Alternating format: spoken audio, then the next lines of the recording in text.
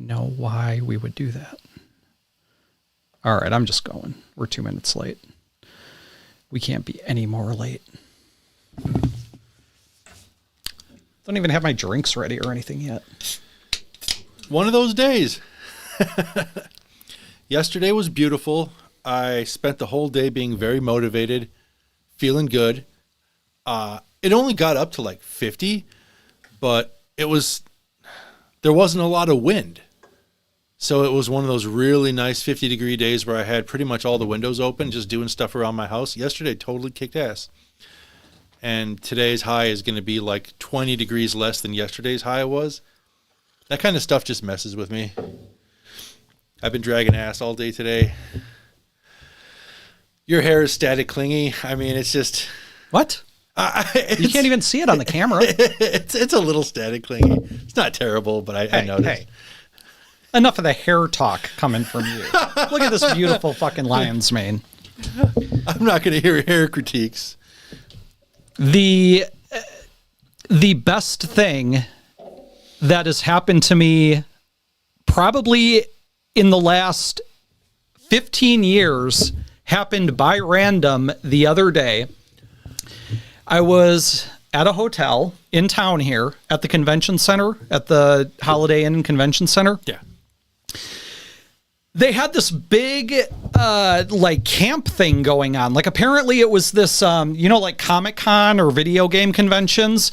Apparently they do that for campgrounds too, where they bring in all of these, just stuff for campgrounds, little attractions. So you walk in and immediately you're hit with a lobby full of animatronic dinosaurs. And so I walked in and I'm like, what the fuck is this? It just completely threw me off. Had no idea what was going on.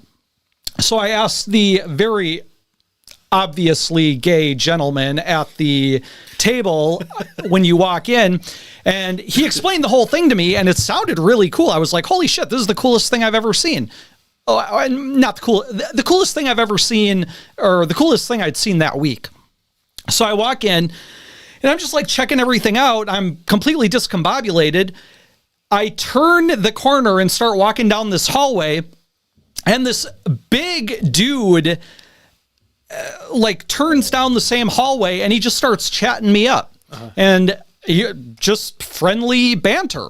And so I'm sitting there like chit-chatting with this guy, and I'm wearing my Packer hat. And this dude at some point says, so you're a Packer fan, huh? And I'm like, yeah, I mean, I try to be. Sometimes it's pretty hard. And he's like, oh, well, you ever hear of a guy named Gilbert Brown? And I'm like, oh, yeah, of course, Anybody who was a Packer fan in the 90s know who the fuck the Gravedigger is, Gilbert Brown. We mentioned the Gilbert Burger on this show a month and a half ago. I think when we were talking about the Super Bowl thing. Yeah. Look, in the 90s, the Packers defense was Reggie White. It was Leroy Butler, who's the father of the Lambeau Leap, and Gilbert Brown. Like, those are the names of the 90s Packers defense. Everybody knows those guys. So this guy introduces himself. He's like, hi, I'm Gilbert Brown. And I'm like, no fucking way. That was immediately my reaction to this. And he just like puts out his hand and shakes my hand, and I'm like flabbergasted. I don't get starstruck very often. You've gone to places with me, and you're always the one who's like, hey, get my picture with this guy. And I'm always like, I don't give a shit. Yeah. I just don't care. This was the first time I ever felt like a teenage girl. But I'm like trying to play it cool. But really, I'm just like, oh my God, it's Gilbert Brown. Oh my God. But I'm just like, oh my God, that's amazing. I loved you. I watched you as a kid, blah, blah, blah, doing all this. He's heard it all a million times before. But there's a reason he hears it a million times before, because everybody in that situation just freaks out. I'm just surprised he just started chatting me up out of nowhere. He was so candid, yeah. Yeah, and just casually introduces himself as Gilbert Brown, a fucking champion, and extends his hand and lets me a lowly scrub touch the hand of a fucking champion? Did you check for the ring? No, I didn't. I did not. All I was thinking about was touching the hand. I would have not thought in the moment and then realized later. No, because in the moment you're like, oh my God, I have to, I got to go straight in. I got to hit that landing solidly and give him a nice, firm, manly handshake because you're shaking the hand of a Look, Andy, have you ever touched the skin of a champion? Of a champion. Of course not. Look at you. You've never been near a champion. But let me tell you, when you make contact with the skin of a champion, you feel some of the champion in him kind of like come into your own body. And let me tell you, for the rest of the day, I felt like I could win a Super Bowl. I didn't have a single negative thought for the rest of the day. Everything was beautiful for the rest of the day. Heck yeah. And you know how they always talk about power dynamics in terms of how men will abuse their positions of power to lure unsuspecting women or like trick them into having sex with them? Happy Women's Let me History tell Month. you. If Gilbert Brown, who was, by the way, staying in that hotel because he was part of this campground convention because he volunteers for one of them, I guess.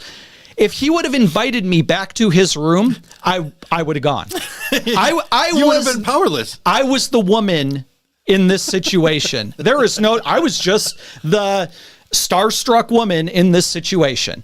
And, Gilbert, he had a bottle of like dark beer or something, some kind of craft beer that he was taking back to his room. If he would have invited me, I'd have been like, hell yeah.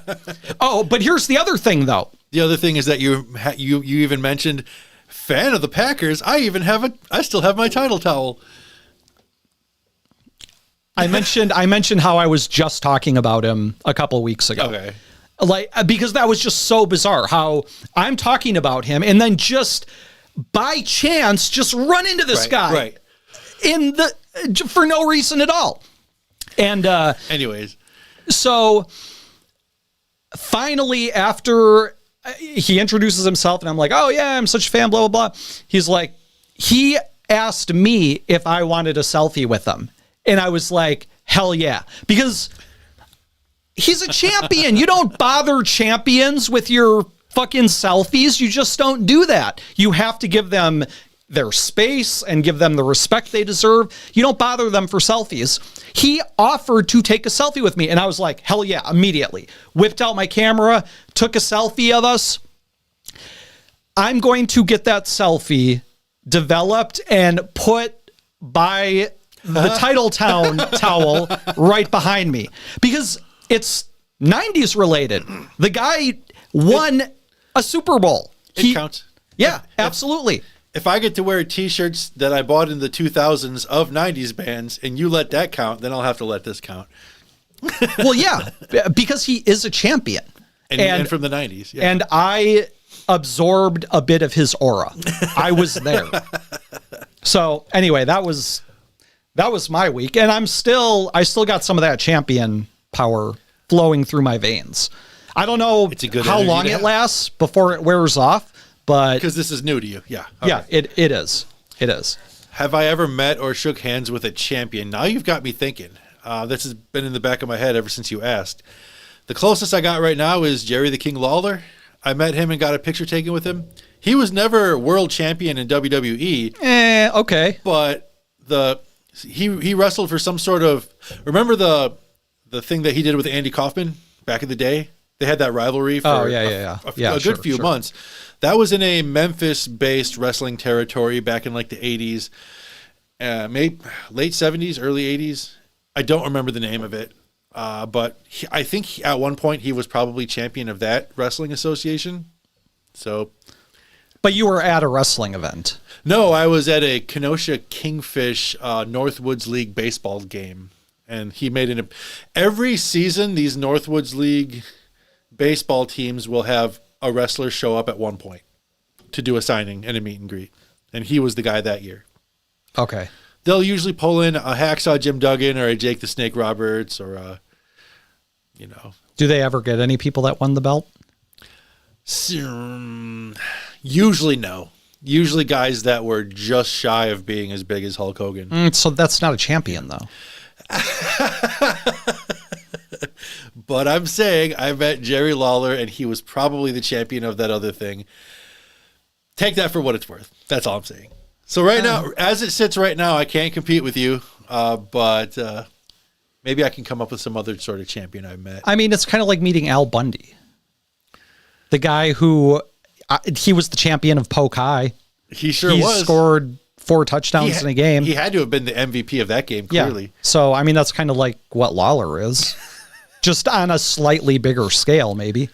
Well, note to self, meet bigger champion than G. Brown. Yeah. Oof. Oh, that's gonna be a tough one.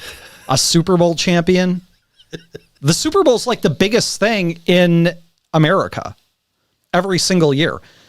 Even if you meet somebody who won a wrestling belt, wrestling's not nearly as popular as football is. They don't air championship wrestling on network TV. That's all you need to know. Yeah, that's right. Anyway. So that's my my little story from the week. That's pretty fucking cool. It is pretty fucking cool. It's just cool that he offered to take a selfie, because it never would have dawned on me to even ask him. Yeah. So, oh crap, I don't have a rhyme for this week. Do you have a rhyme for this week? Oh, I got a rhyme. Oh, nice. Nice. Came prepared, because that's what champions do. I peeked at my phone real quick to see our stream. It looks okay. I didn't even make sure I got the ding. Yeah. Yeah. Okay. Yeah. Should I start? I guess so. Okay, here we go.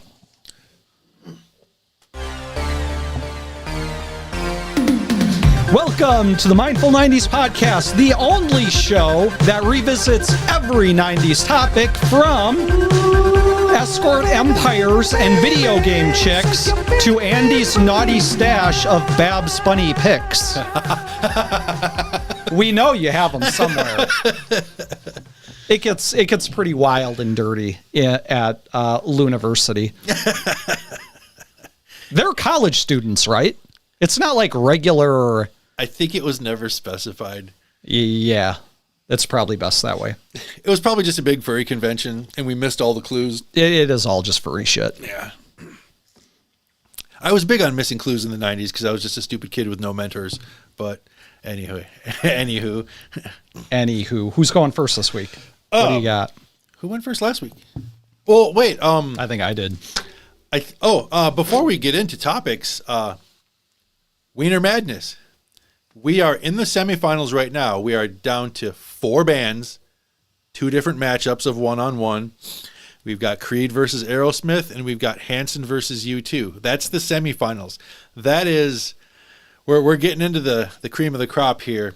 And I created a Facebook poll yesterday at about 10 or 15 minutes after 8 p.m. So the Facebook story that the poll is on will expire 24 hours later, which will be about an hour from now. So if you're watching us live right now, you can vote. You can make a difference. This is like a Jerry Lewis telethon. Like, we're live right now, and we want you to call in and help us out, because what you say and do matters, damn it. Let me check. Literally right now, drum roll please. Brrr. Creed at 60% versus Aerosmith at 40%. It's pretty close. And wait, Creed is at what? U2 at 52 and Hanson at 48. That's even closer. What? Yeah, Creed is beating Aerosmith 60 to 40%. And Hanson and U2, very, very, very close, but U2 is winning. I don't like either of those results. I think it should be Aerosmith and Hanson in the championships. Yeah. So if you haven't voted, go and vote. Start dummy accounts and vote more than once. We can't let this. How did I know you were going to say that? Well, look, We need to set the record straight. This is a tournament of passion. If you're passionate enough about how wienery you think a band is that you're going to use your alt accounts, it's legit. That's my 2 cents on that. We actually got a voicemail from Diley earlier today. He's also rather passionate about this Wiener-Band tournament, and with good reason. Is that what he's talking about? Took a look at your poll earlier today to see where the Wiener-Band tournament was at. And I see that Creed is actually beating Aerosmith. And I'm like, how is that even possible? Yes. Do people not remember how wienery Aerosmith's music was in the 90s? Have people forgotten that awful song, Pink? Pink wasn't just super wienery, but the fact of how dumb the lyrics were only amplifies the wieneriness. You know what it's like? It's like a second grade teacher gave her class the assignment of writing the wieneriest song they could possibly think of. And one kid wrote Pink, and he got the best grade, A++, wieneriest paper. And I imagine I'd be the kid sitting right next to him in class, cheating off his paper, so I'd be like, how do I copy him without making it obvious? I know, I'll do red. Yeah, that's it, red. Let's see, red. It's like pink, but it's darker. Red, because it's my favorite marker. Yow! Red, it's like pink, but not quite. Red, it's like dark red, but light. Anyway, go vote up Aerosmith. Yeah, go vote up Aerosmith. The kid got the best wienery grade. Red, it's like dark red, but light. The actual lyrics of Aerosmith's song Pink were on par with that creativity level. I don't even remember what the lyrics were. It was late 90s, so you were probably... Oh, yeah, I was probably oblivious by then. in a haze of bong smoke. Yeah, listening to good music. Not that shit. I got an interesting message today that I think you'll appreciate. It goes something like this. It says, "You're right. Carlin is overrated." And I said, "Thank you." And then I told him I was sharing this on the podcast tonight. He said, "Bill Hicks was better than Carlin and basically doing the same bits before Carlin started the whole pissed off old guy routine," which is exactly what I said on the podcast, or very close to it. So this message is from your dummy account to yourself. Gotcha. To be fair, it is not the style of comedy I like. So he's saying he doesn't, like, that's not what he's into anyway, but he can objectively recognize that, other people were doing it and doing it better. Well, if your buddy, just like you, are not smart enough to recognize the brilliance of Carlin, then that's fine. I'm not going to hold it against you. Hey, if you just don't know, like I said, truly next level comedy when you hear it. The Wiener-Band competition is perfect. It's perfect that we're doing this at this time, because remember what I said about how every single person who writes anything about comedy always puts Carlin in the top 3. Yeah. Always. Yep. These are the same people who wrote articles putting people like Aerosmith in like the top 3 all-time bands back in the 90s. They are all the same people. It is all a popularity contest, and the cool kids are just listening to Bill Hicks. I'm sorry. It's popularity / credibility contest. It's all about reading the room and being like, what's going to get me the most cred, the least backlash. Yeah. It's just weird that there's inauthentic. There's no deviation from any of that shit. It's always the same comics over and over and over again.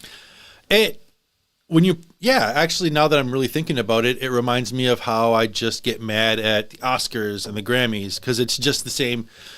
As far as the Grammys is concerned, only 6 metal bands have ever existed in the history of time. Yeah. Have you happened to notice that the way that I've noticed that? Being a big metalhead, being like, oh, wow, the nominees every year for Best Hard Rock Album and Best Metal Performance. Yeah, it's all just dumb shit. The nominees are usually pretty good.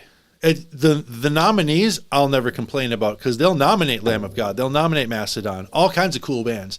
The winners, though, it's the same 6 in a rotation. Yeah. Whatever. It's just the people that have the most connections and are just considered the most popular. Whatever, when it comes to music, especially, whatever is popular is probably dog shit. I think I mentioned last episode or the one before that, I was a huge fan of those award shows. I would watch every single one of them. Wasn't there just one not too long ago? It was all over Twitter. The Oscars. Everyone was talking about how Oppenheimer cleaned house and Barbie wasn't. Barbie might have been nominated for 1 or 2 things, but obviously just got overlooked. No, I just saw a bunch of shit from the woke right talking about what's his name walking naked out on stage and John Cena. Yeah, the wrestler, and saying how it's all some Illuminati fucking humiliation ritual and just what Hazing, huh? the same dumb shit they're always talking. Everything's a conspiracy. Everything is connected to the Illuminati some way. It's just tiring. Interesting. My social media did not bring any of that to me about John Cena. Yeah, you're on Facebook. Facebook bans all of those people. And I'm starting to side with fucking Zuckerberg on that because these people are just tiresome on Twitter all the time. Humiliation ritual. Yeah, I mean, the wrestler going out there and showing off his perfect body. Oh my God, he must have been so embarrassed. Fuck off. These people are so insufferable. They are as bad as the woke left. They are as bad. And Agreed. because the pendulum is swinging in their direction now, because the woke left has become so insufferable, now it's their turn to step up and become the most insufferable people in politics. Ugh. The pendulum swings. That just means that the woke left are now regrouping themselves. Yeah, they're regrouping, and in 10 years, they'll be back and they'll be on top again. It's the same shit back and forth. I wish all these people would just... I can't say that shit on YouTube. Have you already drank almost a whole can of sparkling water just in the last 10 minutes? I drank a whole can. The air's dry. This weather is dog shit. I think I've been seeing a lot on Facebook about people like passing out and having bloody noses and going home. Yeah, like just a lot of random like news articles and my friends' posts about just like people having bloody noses and passing out and being dehydrated lately. It's because they're all vaccinated. That's what's causing it all. That's what's causing bloody noses. That's more woke right shit. I think 2 days ago I left like a cup of water or whatever like sitting out overnight, and then like I noticed that a noticeable significant amount of it had like evaporated just in the course of like 10 hours. I'm like, this air is really dead and dry. Blew my nose about an hour before the show, and there was just a teeny tiny bit of red. I'm like, oh God, is this going to be the first show where I sneeze or blow my nose mid-show and get a bloody nose? I hope so. I'm glad you wore a white shirt today. That was perfect. It's almost like it's all getting set up for that, though. I picked out the shirt before the nose blowing thing. Anyways, we should maybe consider talking about a topic, I suppose. You want to go first? I can. Go ahead. I don't care. What should I do first? I got a couple of good topics here. All right. Again, continuing on with Women's History Month. We're just here to celebrate some of the most famous women of the 90s. And tonight, I'm bringing in another famous woman. Well, a famous girl of the 90s. She's not quite a woman yet. But this girl made news. Now I've got Urge Overkill's cover of Girl, You'll Be a Woman Soon stuck in my head, which was a remake put out in the 90s. I'm sorry, continue. It could have been about this girl. This very famous girl. She's not an entrepreneur like Heidi Fleiss. She's not... Who else did I talk about? Talked about Bobbitt and... oh, yeah, right. She's... Tanya Harding, but you talked about her before. Yeah. So she wasn't a professional of any kind. No. Not a real... Not early on. She became a professional later. This woman, that I'm talking about had a love affair with just some ordinary average auto mechanic, just some girl looking for love. Okay. She becomes very jealous of her love, and she is the type of woman who is going to go out on a limb and really fight for her man. She's in love. She is a teenage girl, and she's not going to let her man get away, even if he is married. So her solution is she's going to take out that bitch wife of his, and they're going to live happily ever after. Of course, I'm talking about Princess Amy Fisher. So Amy Fisher is just a simple Long Island girl, not much going for her. This will be yet another story where I just know bits and pieces from SNL, and you're going to fill in the holes and connect the dots for me, and I'm going to be like, oh, that was the story. I didn't know she was from New York, from Long Island. Yeah, all these people are from Long Island. Long Island, if you don't know, is the white trash hub of civilization. But they'll never admit to that. No, they never will. Everybody else can see it except them. You don't just see it, you hear it. They have the worst accents of anybody in America. That fucking Long Island accent is it's the audio equivalent of seeing somebody wearing Crocs. It is exactly like that. There have been many cases where I'll see a girl and I'll be like, oh, wow, that is the classiest, hottest chick I have ever seen in my life. And I will notice she's wearing Crocs, and all of that shit goes out the window. She goes instantly from a 10 to a 2 because you know how white trash this person is to wear Crocs out in public. Of all things. Yeah. I mean, keep that shit in the closet. Keep it hidden. Do that in the privacy of your own home. Keep it restricted to housework. That's how I feel about people from Long Island talking. Don't talk in public ever. Stay in your house. Appoint somebody to go out into public and talk for you if you have something to say. Nobody from Long Island has anything to say. They're all fucking IQ of 65. There's nothing good that comes out of Long Island. Absolutely nothing. Except Amy Fisher and the drama that she brings to entertain true crime housewives all over America. That's why this story got to be so big. Honestly, there's nothing particularly interesting about this story. There is, I promise you, this shit happens 100 times a day somewhere in the world. This is a story as old as, well, definitely as old as Long Island for sure, because I guarantee this shit is just normal in Long Island, but this stuff happens all the time. Here's what happens. This is another thing I only know bits and pieces of. I just remember seeing Amy Fisher on TV as a kid and just doing hot or not in my head, being like, I guess she's kind of cute, but yeah, she's nothing special. Right. But here's the thing. She's a Wapaka 9, right? You had to think about it. 7, maybe? I'd even put her at a 7. Really? But here's the thing I didn't know. I didn't know teenage girls are like the golden ticket to middle-aged men who have nothing going in their lives. Because I was just a kid. They are midlife crisis fertilizer. They are. And here's what happened. So I'm going to fill in some blanks. Again, this is another story I didn't really know anything about until I started looking into it. So Amy Fisher is apparently a troubled youth. She's always getting into trouble. She's always just kind of one of those introverted girls, too cool for school, always going her own way.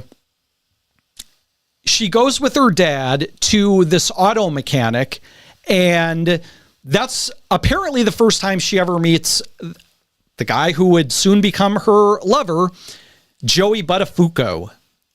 Buttafuoco. Buttafuoco. That's such a Long Island name. Again, this is a guy. You know what? I'm going to show you these people. Here's Amy. This is Amy Fisher right here. Okay. This is what she looks like. What up, girl? Yeah, she's a Wapaka 7. I don't know. She's not. I wouldn't be having an affair with her. That's for sure. Okay. Here's her lover. This guy is 100%. He looks like his name is Buttafuoco, for starters. He's definitely from Long Island. There's everything about this story tracks so far when you look at these people. These people are made for drama. He looks like the human incarnation of the word Buttafuoco. He looks like a guy who knows a guy. He looks like that kind of person. This dude is Joe Pesci meets John Belushi. Yeah, I was going to say John Meets Belushi. my fucking ball hair. Yeah, well, that's one hell of a fro he's got going on. He's a mutt.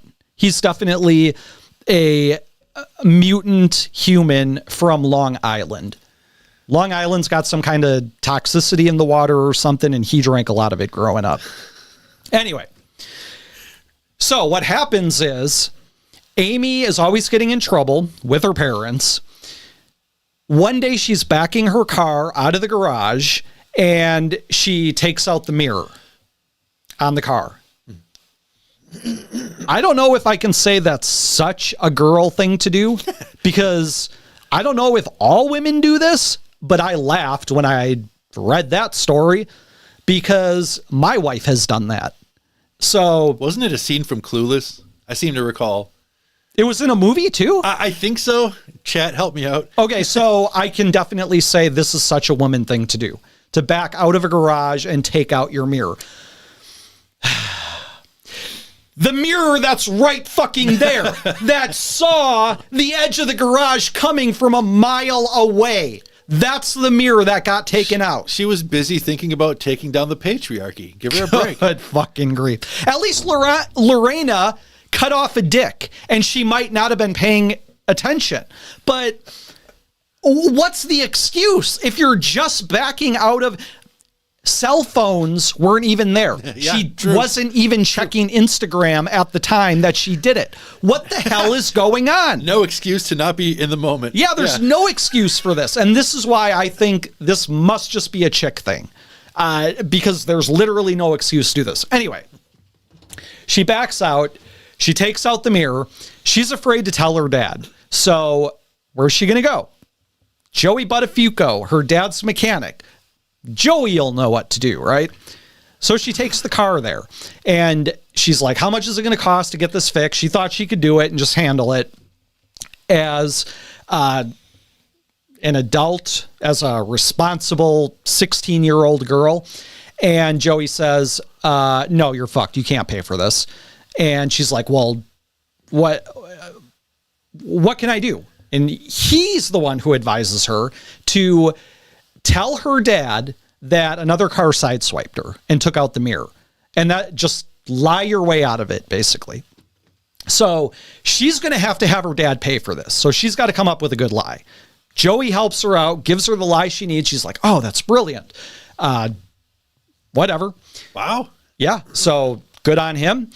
She goes back and, tells her dad, and her dad obviously isn't happy, but it's not her fault. That's the point. So he's just gonna. That is such a Long Island version of like Midwest down home values. Yeah, helping somebody lie about an auto incident. Sure. But what they don't do in Wisconsin is start fucking each other soon after, which is what happened. So the other part of the story, is that Amy decides to start seeing Joey, this fucking god of a man, this guy. They should have modeled the statue of David after this guy. This guy looks like what I pull out of my vacuum when I unclog it. Look at this dude. He can fix a car, though. Can you fix a car? and he can scheme. He can fix a car and he can come up with good schemes. Yeah. This is why he gets the teenage puss. So anyway, so Oh, did we establish what year? Because almost every one of these you bring in is between like 93, 94. yeah, a lot of this high profile drama shit is from the early 90s. Yeah. I don't know what was going on in the early 90s, but all of this shit kind of happened around the same time. Okay. So yeah, this is 90, 92 or 93. It's in that same 92. I want to say all this went down in 92. Okay. And then 93 is when everything else happened.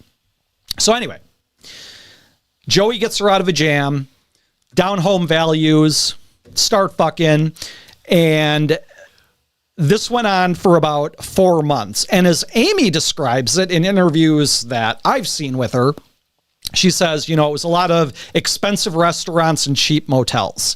So they would go out to eat. Joey would wine and dine her, take her to a cheap hotel. They'd fuck. And Joey would go home. She would go home.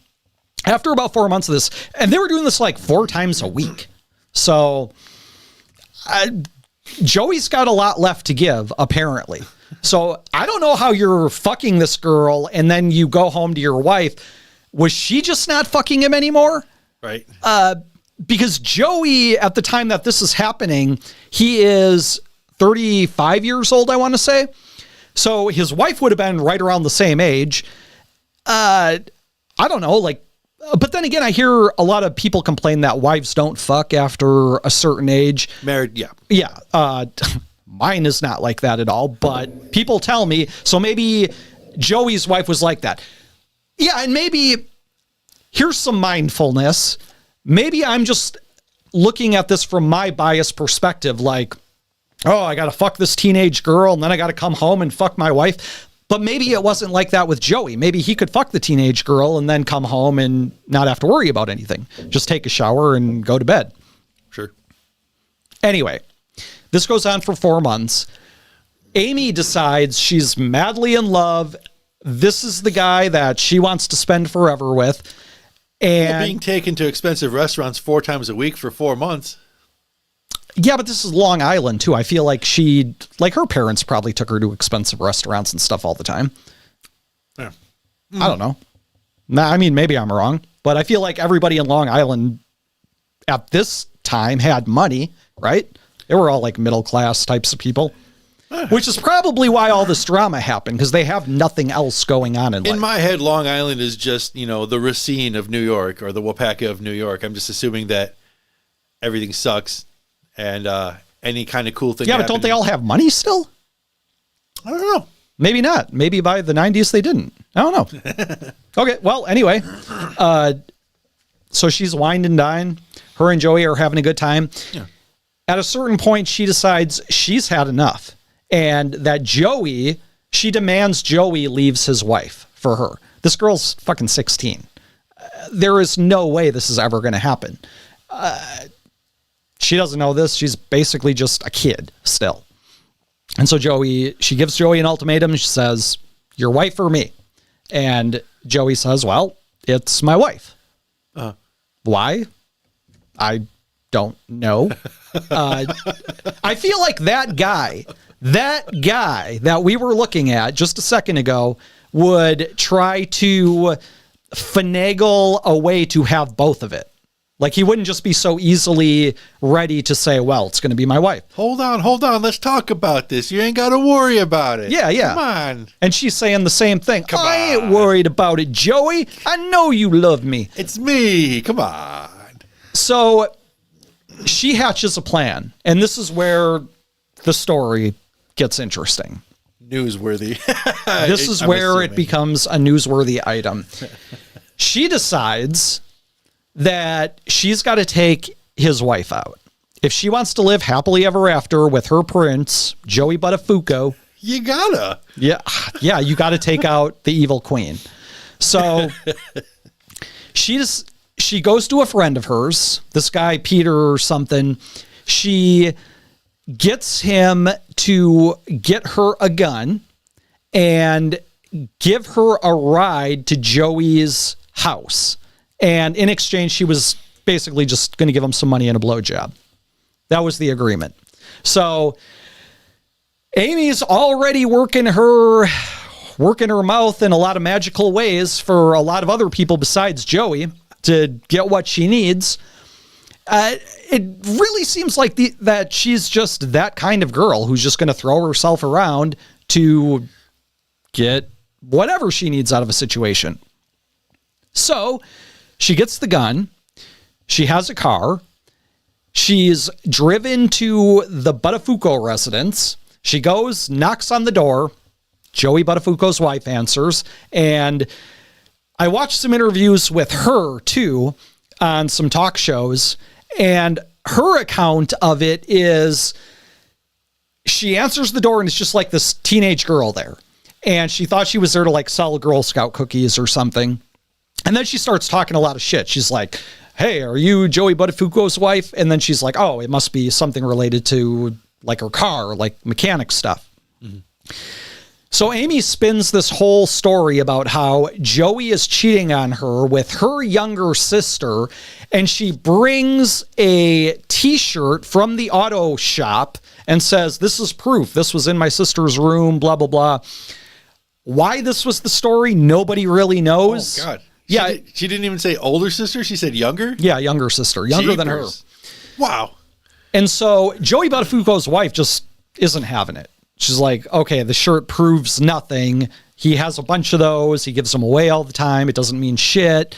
Yeah. And she could just tell that the girl was, like, she was lying somehow. She didn't know how she was lying, but she could just tell that she was lying in the same way that you can tell when a kid is lying to you. And so she's just like, all right, whatever. Yeah. She turns around to go back inside. And that's when, Amy really goes to the extreme to demonstrate her love for Joey by pulling out the gun and popping that bitch right in the face. And Joey Buttafuoco's wife, she goes down, she falls on Amy. Amy drops the gun and the shirt, but gets up and bolts out of there, back to the car, realizes she doesn't have the gun and the shirt. This is the same woman who can't back out of a driveway without knocking the mirror off the car. So she goes back, she gets everything, takes off, and that's it. Neighbors heard the gunshot, call 911, rescue services arrive.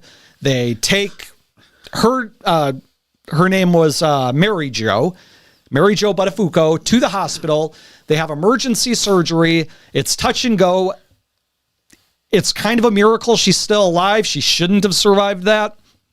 And so she's in a coma for a while. And the police start the investigation. Who did this? What could have happened? They thought maybe it was like mob related because Joey had some sketchy stuff in his past related to drugs. And they asked Joey. And of course, Joey's like, I don't know. Joey probably knew.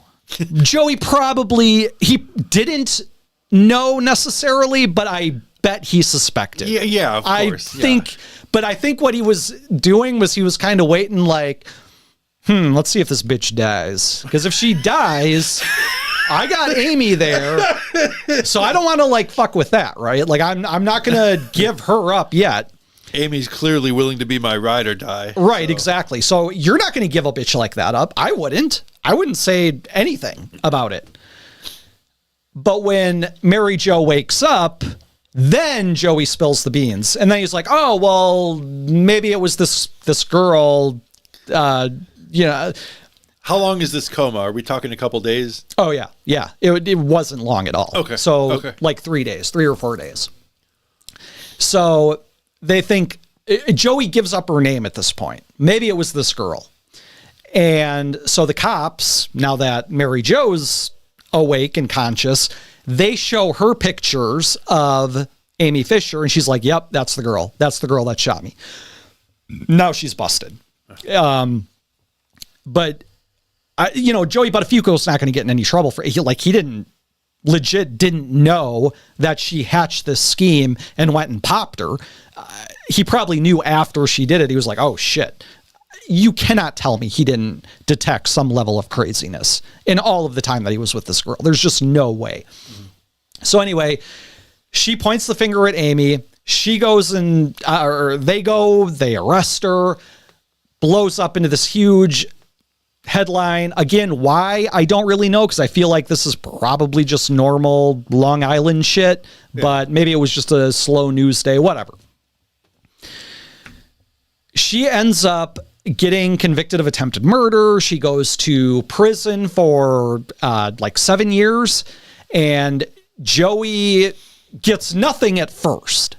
He's going to walk away scot-free. But Amy's so pissed off that she goes to prison. She has to go to prison for this, that she's like, hey, this guy started fucking me when I was 16. And Joey's like, oh, that's absurd. There's no way, you know. What? Yeah. What? How dare you? And it comes out that there was actually proof in the receipts from his hotel visits. Yeah. And they were definitely checking into the hotel quite a while before her 16th or her 17th birthday. So I guess in Long Island, 17 is 18 for fucking in the rest of the country. So if she was 17, it would have been fine. But she was 16. Okay. So he ends up having to do some months for statutory rape. The other charge was sodomy. And I'm like, sodomy? So they were getting real crazy. Like they were just, you know, this wasn't just missionary sex. This was everything. So Buttafuoco was doing some butt stuff, and he ends up serving 4 months in jail. So he had 4 months of good, and his punishment was 4 months of bad. Yeah. Wow. 4 months of not even that bad, considering. He didn't get implicated at all with anything that went down with his wife. And, you know, for a while, his wife stood by him, and she didn't really believe that there was an affair going on. And eventually they did end up getting divorced, but it was quite a while after that. So I don't think it was because of this affair, because probably what you were just saying that Joey should have been doing with Amy the whole time, like, hey, come on, you know, give us a chance, baby. You know I love you, you know, that kind of shit. He was probably doing that with his wife, too. Yeah. Oh, yeah. And so, you know, she was kind of wooed into it, staying with him. They end up getting divorced. And post all the sentencing, Amy gets out in 99, I believe. So I think she was in there for like 6 years. I think she got sentenced in 93. She gets out. Of course, does the whole talk show circuit. Same thing Heidi Fleiss does. Same thing Tanya Harding does. The same thing all of the notable women of the 90s end up doing. They do the talk show circuit. She writes a book. She does porn for a while. She gets into porn. She's, I guess, a little successful at that. She remarries. She divorces again. I'm watching interviews with this girl, and my God, every time she opens her mouth, I just want to strangle her because it's that Long Island accent. It's the most disgusting thing in the world. It's so gross sounding. So here, let's go back to, so this is her. She goes to jail. That's her boy toy. That's his wife. Oh. She's not bad looking. I hate that Karen haircut. She looks exactly like Anne Murray. Yeah. That is Amy Fisher later on. Okay. This is porno Amy Fisher. So, I mean, she's pretty good looking. Sure. She's not bad. Yeah, what up, girl? Man, those fake tits though. They're so fake. I hate fake tits with a passion. Yeah. She would be hot if it wasn't for the fake tits. But I'm with you on that one. Here's Joey Buttafuoco now. Oh, hey. So Amy Fisher has her, she gets married to some dude. They end up getting divorced. Buttafuoco in the 2000s, he ends up getting into more trouble with prostitutes. And then there's insurance fraud with his mechanic shop. So he loses his mechanic shop. He's not allowed to fix cars anymore, apparently. And he just has a really rough go of it post Amy Fisher. So Amy Fisher was like the highlight of his life. There was a moment where they got together for, do you remember the lingerie bowl? I mean, I'm vaguely. Yeah, well, that was like in, 2005, 2006.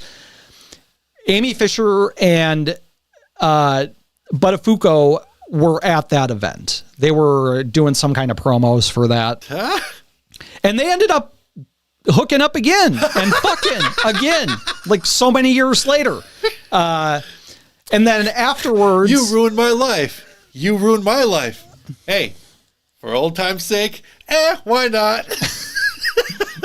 I ain't worried about it. He's newly divorced.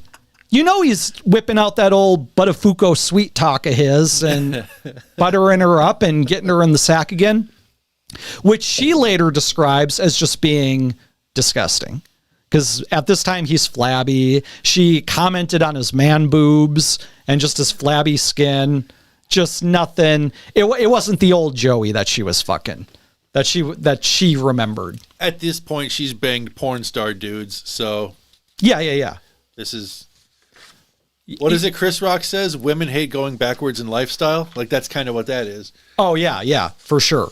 So Joey doesn't take good care of himself. He kind of lets himself go. He's got the old man stuff going on. She's not impressed with it. And, yeah. Oh, and there's Mary Jo nowadays. She's a handsome older woman. Sure. Yeah, she's not bad. And then there's non-porn star Amy right there. Right on. Hey, girl. Yeah, she's cuter than when she was a teenager. But I think, I don't know, like maybe it's just because I'm in my 40s, but I always think women they look hotter now than they did when they were kids. I mean, You certainly think that about Monica Lewinsky. oh yeah, for sure. Is that it? Yeah, that's all the Amy Fisher picks I have. So yeah, that is the story of Amy Fisher. Yeah, just a love-struck girl. So the lesson here is don't fuck teenage girls. Yeah, I was going to say... Just don't fuck them. I was going to say the tie-in to mindfulness is two highly unmindful people cross paths, and it makes the news. But yeah, but it's all on Joey Buttafuoco. Well, yeah. He should have. I mean, whatever. I ain't gonna judge him because, like I said, it seems to be a thing for middle-aged guys to just that's their thing. Dude, what is it with like 92 to 94 being full of these stories of women making headlines for doing eyebrow-raising things? I feel like maybe that's why this even made national news to begin with, is because the success of the Bobbitt story, the success of the Tanya Harding story was like ratings meant dollar signs in the eyes of these execs who are like... No, I'll tell you exactly what it was. This was the era of daytime television, like daytime talk shows. Ricky Lake, Sally Yeah. Jesse. Yep. Yeah, So sure. that was the stuff that was in the public consciousness, and everybody wanted scandal and drama. Well, okay, I take that back. I think most people didn't give a shit, but I think housewives There was definitely wanted scandal and drama. There was a strong niche market for it. Yeah. Yeah. And so this shit is going to drive ratings on the news.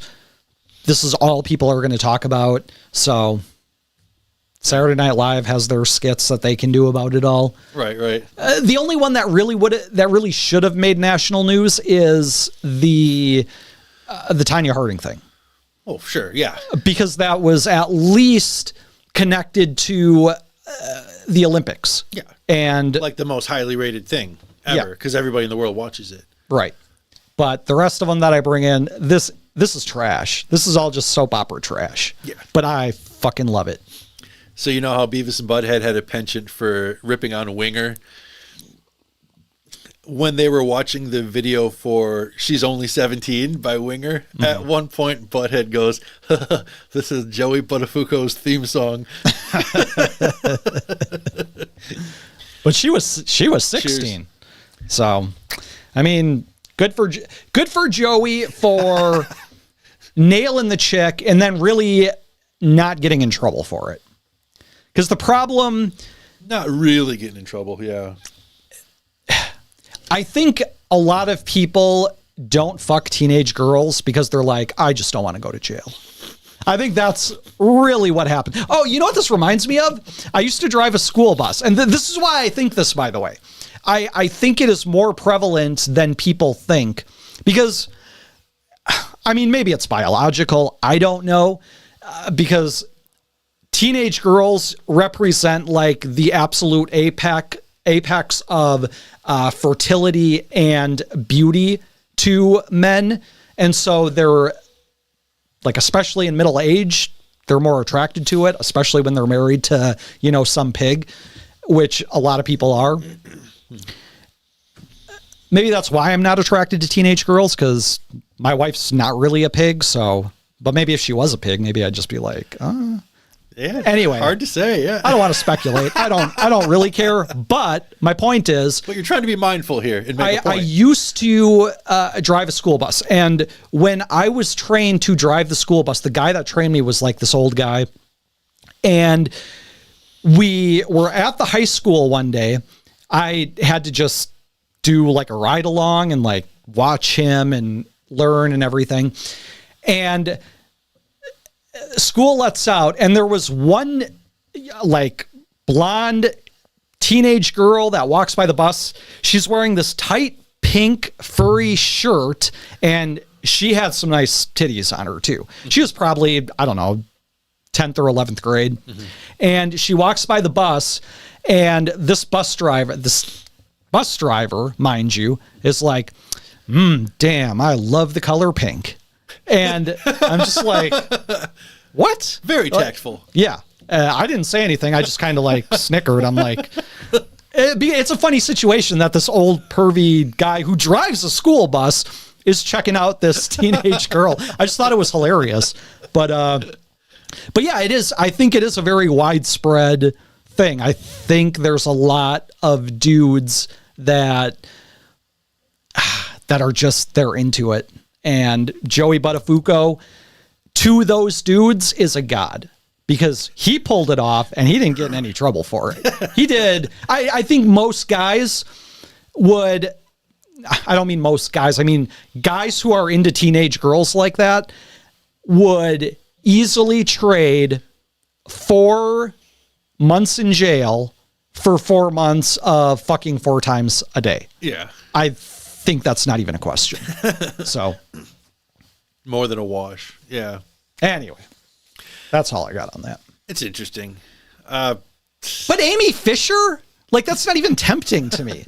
She's not that hot. And I mean, the second she opened her mouth, I'd just be like, whoa, shut up. Don't ever talk again. But She talked like a female Joe Pesci, but dumber, like, basically. I mean, if she was like a 10, like if she was super, super hot, like a super hot teenage chick, at least that would be tempting. But like I said, she's like a 7. That's not, whatever. Anyway, don't fuck teenage girls. That's the lesson here. Well, no, that's not the lesson. Be mindful of the laws in your area before you fuck teenage girls. That's really the lesson here. I can't think of a joke about you referred to his wife as handsome, which I wasn't expecting. And I'm like, I thought for sure you were going to say something about the fact that she had giant boobs, but. Oh, I guess I didn't even notice that. Did she have giant boobs? Yeah. What, or she certainly appeared to. Oh yeah, I guess she does. She's got some big old boobies. Amy in that last picture, like housewife looking Amy. Yeah, you can't really see anything there. I wonder if that was before her boob job. Who knows? It's all speculation. Do we know what Mary Jo did for a living? She was a stay-at-home wife. She was at home painting when Amy came and shot her in the head. Wow. That's all she did. So There's a little more women's history for you. With absolutely no segue whatsoever. Why do you need a segue? As per usual. I'm going to talk a little bit more about Tiny Toons. Yeah, we needed a segue for that. But boy, I sure am a 42-year-old man talking about cartoons, right? That's and I wore a pink. You're talking about cartoons, and I'm talking about fucking teenage girls. This is what life becomes in your 40s. Mindful 90s. Hope you enjoy it. Tell your friends about us. Don't forget to like and subscribe Yeah, for more please. cartoons and fucking teenage girls. Ding.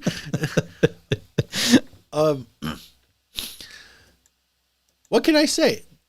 Tiny Toons was a big deal to me because it was a really well done cartoon. There's a lot of layers to it. It was very cleverly and intelligently written, but the humor that they presented had a little bit of something for everybody. And last week I talked about Babs and Elmira, the main female antagonist and the main female protagonist. And this week I want to talk about Tiny Toons just one more time. I want to talk about Plucky and Hampton, and then I want to talk about just an overview of the series. The reason I want to talk about Plucky and Hampton is because they remind me of me and my friends and the dynamics and the relationships that I had with my friends in the 90s. So Tiny Toons, just a real quick recap. It's this show from 1990 to 1992 where it was kind of like, the premise was like old school Looney Tunes characters were teaching a new generation how to be good cartoon characters, literally teaching them how to be the new generation of what they do. And so there was Buster and Babs Bunny, who were like the proteges of Bugs, and then Plucky Duck was kind of the protege of Daffy Duck. Hampton Pig was the protege of Porky Pig, etc., etc. For the most part, more or less, each character on Tiny Toons was a derivative of an older Looney Tunes character. I really liked Plucky and Hampton because they had a dynamic of being this kind of odd couple pair of friends, and I thought they were so hilarious. I thought like everything they did was just a joke waiting to happen. Buster and Babs, like them being the proteges, the next generation of Bugs Bunny. How do I want to say this? They were just kind of meat and potatoes. Are you familiar? Are you familiar with Chris Hardwick? Yes. Yeah, he was the host of At Midnight for a while.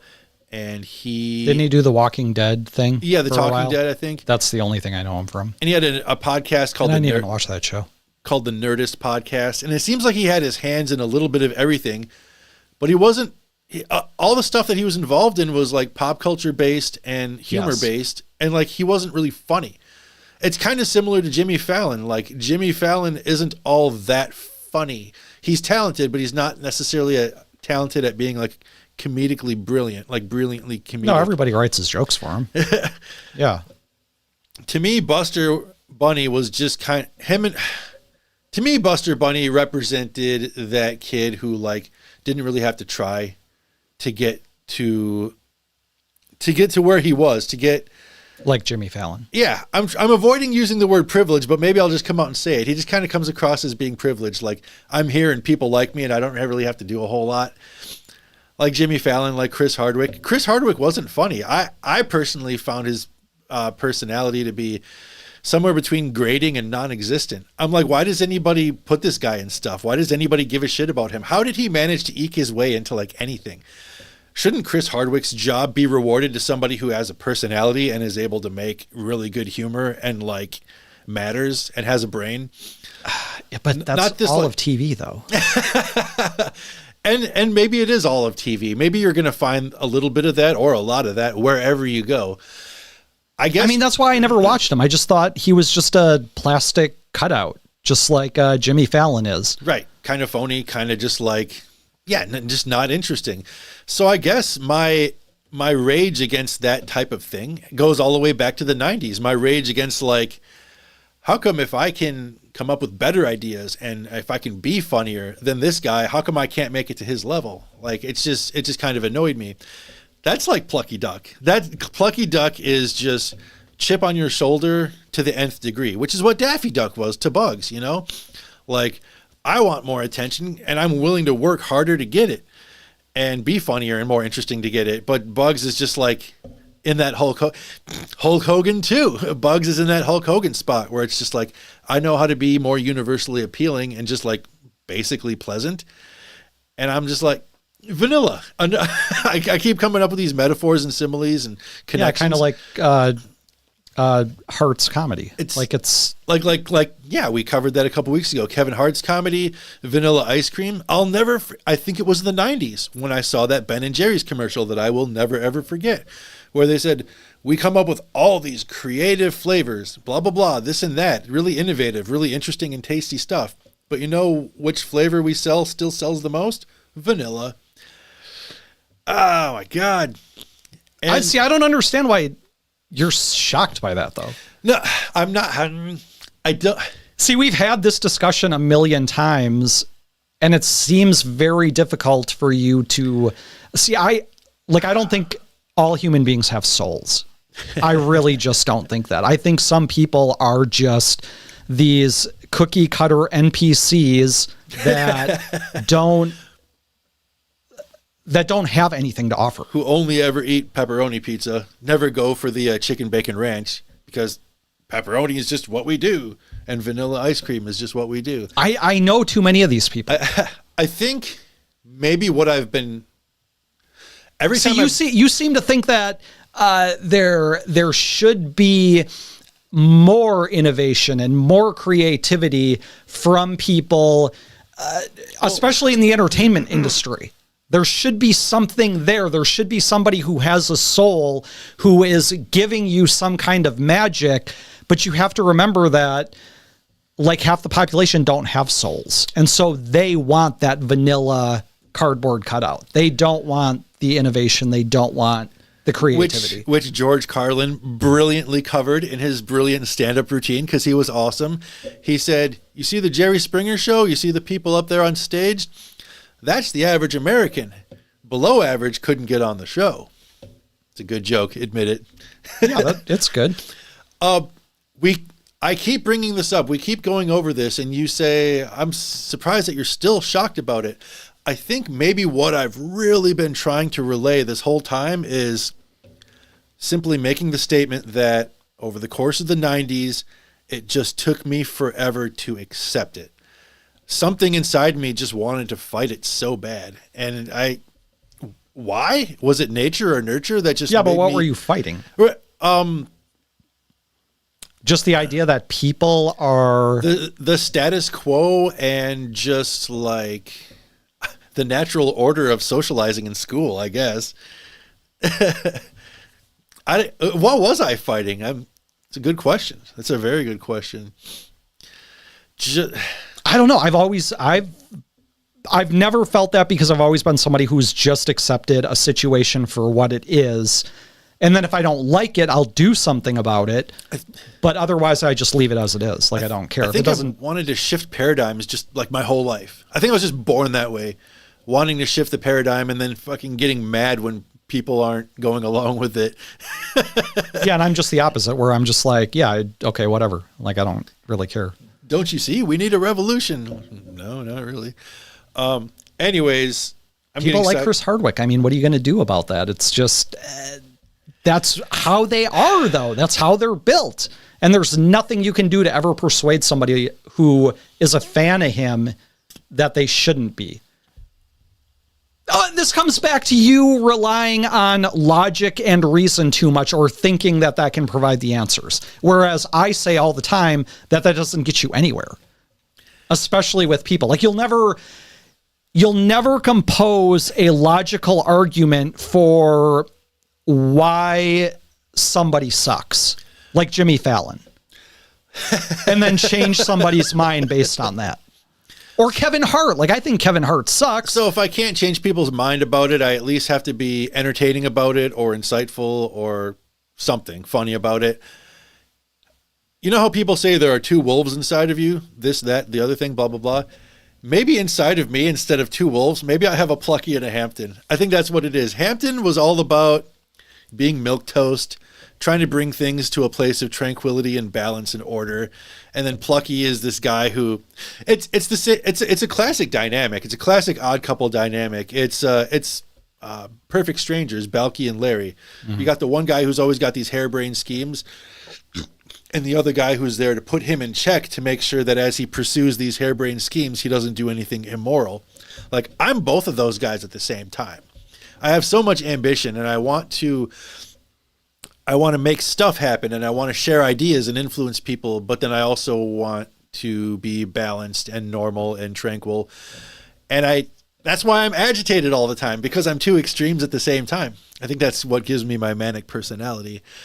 But so there's somebody in you who's like a big Jimmy Fallon fan, and then something in you that likes funny people? No, Hampton was way funnier than Chris Hardwick or Jimmy Fallon. Definitely. Yeah, for sure. That's not hard. I think both sides of me are both authentic, even if they're very different. I think both of them are trying to be real. A Chris Hardwick or a Jimmy Fallon is willing to sell their soul instantly for a little bit of fame, a little bit of adoration, and a whole lot of money. Yeah, and that appeals to people because most people are willing to do that. Yeah, a lot of people look at that. Yeah, you're right. A lot of people look at them and they're like, "Oh, that's the dream. If only I could be in that spot." I think maybe 50% or more of all Americans are like, if you had the chance to sell out for a great amount of money, would you do it? The answer is yes. I'd I might. It depends on what they're asking me to sell out. Do I have to murder a baby? Probably. That doesn't sound that hard. Do I? Dang, you went for it. I think Plucky and Hampton were more interesting. They had more personality. They had a better dynamic. Buster was the Chris Hardwick, the Jimmy Fallon, the guy who gets a job in comedy for lots of reasons other than being truly funny. Humor comes from emotion. Yeah, here's where I left off. Humor comes from emotion. Buster didn't really convey emotion a whole lot. He was too busy just being cool. Plucky and Hampton did convey emotion. They took us on wild roller coasters of adventures and exchanges where they're like squabbling about whether this plan that they're following of Plucky's is working or not. Plucky's habits were excessive. Hampton's were more milquetoast and deficient, and their habits clashed, and that's why it was interesting. To me, they were the heroes of the show because of the way that they complemented each other. They are more, to me, what I wrote down here was they were more realistic of real life people. But at the same time, what you just said about how Buster's personality and the Jimmy Fallon, Chris Hardwick personality is very indicative of a lot of real people. I grew up in the 90s thinking that there were way more Pluckies and Hamptons in this world than there were Buster Bunnies and Buster Bunny wannabes. And I guess I was wrong. Yeah, I think you watched too much TV. Because TV was always trying to convey something exciting and nuanced and creative, and it gave you a false sense of what the world is. Yeah,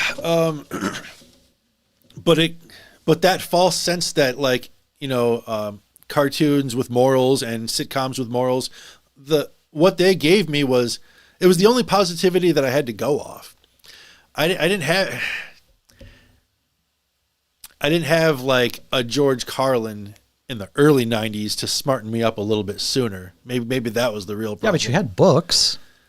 I hated reading. I have a story about why I hate reading that goes back to an incident from the 80s. We'll have to bring that in on a bonus episode. I used to read religiously, like all the time. Yeah, because what else are you going to do stuck out in the middle of nowhere?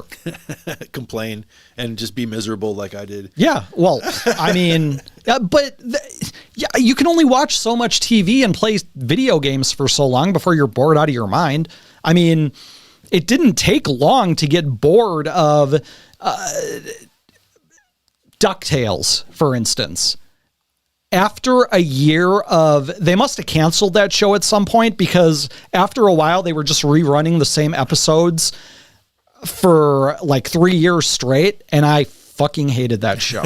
I couldn't stand it. Yeah. I already thought it was pretty middling to begin with, but then after seeing every show for the second time and then it gets into the third, it is not hard to get up and go pick up a book and go sit in my bedroom and read. It was not difficult at all. Sure. Man, when I was a kid, I thought I wanted city life just more than anything. And I think reading was just too quiet and too just me feeling like I'm by myself in the middle of nowhere, in the middle of the quiet. I'm not sure if I'm explaining this properly, but I was looking for energy. I was looking for energy to feed off, and to read, especially read fiction and enjoy it, you have to be like the source of your own energy, and I kind of didn't know how to do that. Well, you just get inside your own head. It's just, I think... I didn't have enough to go off. But I think what it does more than anything else is it disciplines your brain to focus. It teaches you as a kid how to focus. Yeah. I think that's what it does. Because you can always... Later in life, you can always tell the people who didn't read and the people who did. Because the people who tend to be the readers tend to be the more laid back, they can think things out more clearly and in a more focused way than people who don't.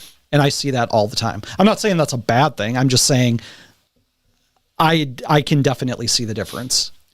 So I developed in my adult years, I asked myself, why am I not a reader when the people I enjoy the company of, like my friends and I don't think you can get into it as an adult, though. Well, no, but as an adult, I would ask myself, how come they're all readers and I'm not? Like, it's really weird. And at one point, I was just kind of spitballing ideas, and I'm like, maybe I think that reading like fiction novels is kind of a control freak thing. You like to be the one who makes the scenes and the settings, and you're the director of how it would look visually in your own head. I started to make that connection, and then... well, books do describe scenes. Yeah, but ultimately, it's you that decides to make any creative liberties or fill in any holes that the book leaves. What color was this? How big was this? Blah, sure. blah, blah. My ex-wife, creative. My ex-wife would give me shit sometimes for not being more of a reader, and at one point she was getting on my nerves, so I just hit her with that. And I'm like, well, I think people like you who read fiction books all the time you do it because you're fucking control freaks. And she didn't have a comeback for it. She just kind of was like, well, you're dumb and you don't know anything because you don't read books. And I'm like, okay. Yeah, she's right. So I don't get the control freak thing either. You know who else is a proud non-reader of books? Is Kanye West. Good for him. Yeah, not everybody needs it. And he was a billionaire at one point. I don't think he is now. So He with will this be topic, again. I was kind of all over the place because it's hard to... Because you're not a reader. You're not focused. That's why. It's hard for me to really concisely make the point that I'm trying to make with all this. But if you had a stronger grasp of the language that you would develop through reading, you could have made it really concise. So? Plucky and Hampton were kind of the underdogs. They were kind of the miscreants. I've mentioned when I watched pro wrestling, Hulk Hogan was clearly the guy, but I found him to be boring. I was more of a Rowdy Roddy Piper guy. Like, Plucky is totally Rowdy Roddy Piper to a T. That's the guy that excited me. That's the guy that entertained me more. I guess at the end of the day, what I'm really doing with this topic is I'm just kind of lamenting that I couldn't find more of that in my life with like friendships and kinships with other people. I don't know. But it was never going to happen. It was never there. It was never going to happen because everybody's a Hulk Hogan fan. That's what I'm saying. Most people are Hulk Hogan fans. I would find the Hampton to my Plucky or the Plucky to my Hampton every now and then, but then something would always mess it up. It just sounds like your expectations were way too high. My expectations have always been out of this world socially, yeah, romantically, interpersonally. I don't know why. It's from too much TV. That's really what it is. But if I simply wasn't determined to be a book reader, then what should I have done differently? Oh, I don't know. I don't have answers, but I think if you are really internalizing this stuff, in that way, then yeah, that's going to definitely set you up for disappointment. See, I don't know. Like I've said before, I was raised to not have expectations. So we always knew that what we were seeing on TV was just TV, that's not how real life worked. But I wanted because to we believe. got beat as kids. I wanted you to didn't believe. see that in the TV sitcom Family. Because living in the middle of fucking nowhere with very little to go off except for my family and my limited experiences at school and television, I'm like, oh, television must be showing me what the rest of the world is like if I could get out of this middle of nowhere Amherst situation. Maybe this is what other people are like in cities like Appleton or Milwaukee. You know what I mean? Yeah, but I mean, school at least that gets you out of your own house to see that everybody's as bad as your mom. Right? But everybody, quote unquote, here in Amherst is as bad as my mom, which again made me want to survey and scout the rest of the world and see what other places were like. I was dealt an odd hand in life. That's all there is to it. And that's why I'm an odd duck, pun intended. Again, I mentioned a few episodes ago, I'm like, when I talk about this stuff, I don't want to come across like I'm suffering. I don't want to come across like I need help. This is actually fun. I'm talking about this stuff. I'm working some stuff out. I'm learning from this. It's good to revisit where I was at versus where I am now and kind of connect the dots and figure out kind of how humanity works. And the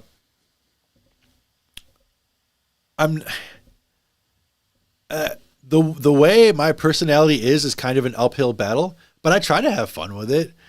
When I say I'm lamenting, it's not a bad thing. I just kind of lament that I never really had the Plucky Hampton dynamic with more. I have it with Diley, and I had it with Dirk when he was alive. But it would have been nice to have more friends like that over the years, I guess. I don't know. I don't know that I've ever had that dynamic. a Plucky and Hampton? Yeah. But I've just never thought of it. I've never thought of relationships. A Pinky and the Brain? I've never thought of relationships in terms of like a TV show like that. Because I don't know. I've just always understood it to be just fiction. Like reading a book. It's no different. To me, it was no different than reading a book. In the sense that you know it's not real. And it doesn't represent anything real. We're running really, really long. We're already at 8:24. How did we manage to do that? How are we only 2 topics in and we only have 36 minutes left? Yikes. Do you want to skip one? Do I want to skip one? Mine next one's really short. I don't really have a lot to say about it. Okay. Go ahead. You're done? I'm done. I'm going to be talking about Tiny Toons one more time, and I'll mention some last minute things about Plucky and Hampton that tie into the bigger picture of the show. Well, so go ahead. Let's get into a realistic topic. Oh crap! I forgot to check the polls one last time. Oh no! I wanted to check like right at about 8:05, but I remember where they were at. Shit. I was too busy whining about not having a Hampton to my Plucky. Son of a bitch. But you know what's awful, really, is that after last week, when you were saying that you forgot to do all this stuff, I said you should get into a habit of setting an alarm. Like when you need to remember to do something at a certain time, set an alarm. Yeah. Well, did you just check it? Well, I guess checked it and it said this story is no longer available. Fuck. That's okay. Okay.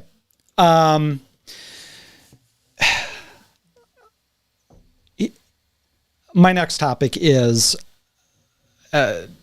here. Let's do this. Let's shut off Amy Fisher for a second. Let's turn this on. Hey, it's that guy. So if you're a Seinfeld fan, you recognize this man as Newman. Mm-hmm. Now, if you remember the short-lived The Edge on Fox, which nobody does, he was on that. It was a sketch comedy show. Yeah, so he didn't have like a main character on there, right? No, not really. He's just a sketch player. So if you're a Seinfeld fan, you might be looking at this and being like, what is going on in this scene? Is this where he is interrogating Jerry at the post office for trying to commit mail fraud? Or is this when he's sitting in the hospital when Martine is in a coma and waiting for Martine to wake up so he can rat on Jerry for making out with his girlfriend? And he's watching Jerry eat like a Drake's coffee cake across from him. Is that what's going on here? Or is he getting ready to get an eyeful of Sharon Stone's pussy? This is literally a screen grab of the frame right before you start to see Sharon Stone's pussy come into view. Right on. That's my next. And that face she's making right now lets us know that she knows that we know. This is indelibly etched into my brain as a young kid watching this movie. Getting some full-on puss from a movie like this was very rare. You saw a lot of titties in movies. Sure. You did not see like a good puss shot. Yeah. So you were what, 12 or 13? Yeah, whatever. Who cares? Who even cares? I'm just saying that's like the prime age to be wowed by that. Yeah, to be wowed. Really is. For sure. And she is fucking hot too. She's absolutely stunning. So hotter than Amy Fisher though. Yeah. Okay. Teenage Sharon Stone, I would consider having an affair with. If I was an auto mechanic and I had nothing else going on in my life. So that is my second topic. Not Sharon Stone, Sharon Stone's pussy. Yeah. I want to make this very clear. Yeah. Nobody gives a shit about Sharon Stone. What did she do? She was in Total Recall. She played Arnold Schwarzenegger's wife. The second Batman, Catwoman. No, crap. No, I fucked that up. That was Michelle Pfeiffer. Yeah. My bad. Hit the womp womp button if we had one. Oh, we do, but I got to label them. I got to put like little labels on these so I know when to use them. Yeah. This pussy shot was the only thing really famous about Sharon Stone. She really didn't do much with her career except for this shot. So this came from a movie, Basic Instinct, for those who don't know, which was kind of this film noir thing that came out in 90. Did I write it down? I want to say 92. Oh, yeah, it came out in 92. Here's the other thing. It came out on this date in 1992. It came out. It was released on March 20th of 1992. Nice. So how would I forget that? Happy 32-year anniversary. Yeah, of Sharon Stone's pussy. Okay, guys. Because I remember bits and pieces. She probably wasn't even 32 at that time. Oh, God, no. No, she was really young yet. But I remember bits and pieces of the movie, and I remember thinking as a kid that it was good as far as movies go, but the only thing you really, really remember as a teenage boy, as a very young teenage boy, who is being imprinted by suggestively sexual material like this, like the puss is all there. Like I remember some violent sex scenes, which... this movie got a lot of controversy, let's just say, at the time, because of the murder and the sex and, of course, the puss. But what happened was Michael Douglas was also in this movie. He was the main detective guy in the movie. So they tapped him to play. The guy that wrote the script for this was... everybody wanted, all the movie studios wanted this script, and they ended up paying him like $3 million to secure this script. So it was a big deal that the movie studios wanted to do. They thought this was great. This was going to be earth-shattering filmmaking, and they wanted to get like the best people for it. They got Michael Douglas right away. Now, they wanted to get another A-list actress to go along with him. They knew this was going to be controversial. Everybody knew this was going to be controversial. They tried getting Demi Moore to do this. They tried getting Michelle Pfeiffer, Kim Basinger, Meg Ryan. All of these actresses who were A-listers at the time turned this down. Their agents turned it down. Their agents turned it down. There is no way that they read this script and they're like, yeah, you're not going to have these violent sex scenes and, show some puss.